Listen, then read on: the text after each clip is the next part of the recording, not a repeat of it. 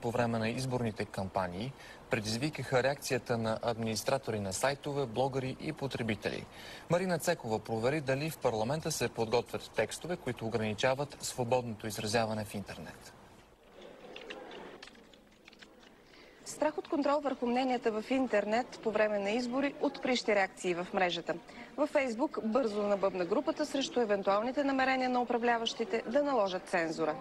В най-популярната социална мрежа има страница с надпис: "Ако вярвате в демокрацията и свободата, можете да ни подкрепите".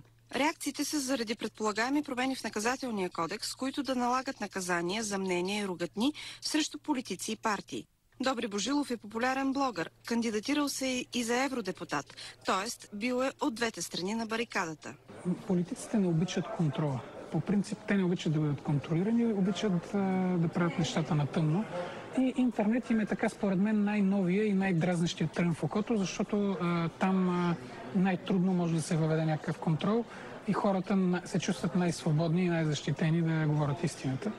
Тези, които са постоянно в мрежата, знаят, че не е нужна външна намеса, за да има относителен ред в интернет сайтовете. Естествено, че в интернет има много простоти, да ги кажем, псовни, обиди, но тях никой не ги гледа вече. Това, че някой тръгва да ползва тази анонимност, която има, за да хули или за да оплюва нещо, практически не вреди на останалите. От ГЕРБ обясниха, че намеренията им не са да цензурират мненията в интернет, а да се напишат правила в изборния кодекс за работата на електронните медии, агенциите, електронните вестници и интернет телевизиите по време на кампания.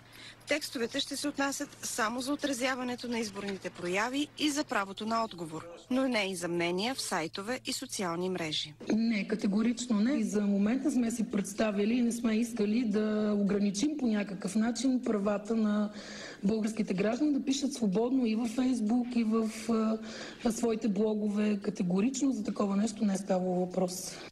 За BTV новините, Марина Цекова.